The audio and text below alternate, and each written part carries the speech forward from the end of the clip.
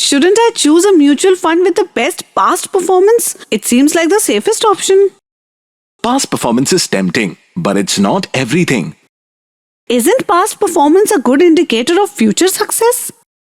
It can give insights, but there are other important factors to consider. For instance, past performance doesn't account for market volatility, economic changes, or shifts in the fund's management. A fund that performed well in the past might not do so in the future under different circumstances.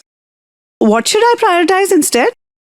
Start with your goals and risk tolerance, then consider the fees, the consistency in the fund strategy, and how well it aligns with your financial goals. Also, look at the quality of the fund's management team and their investment process.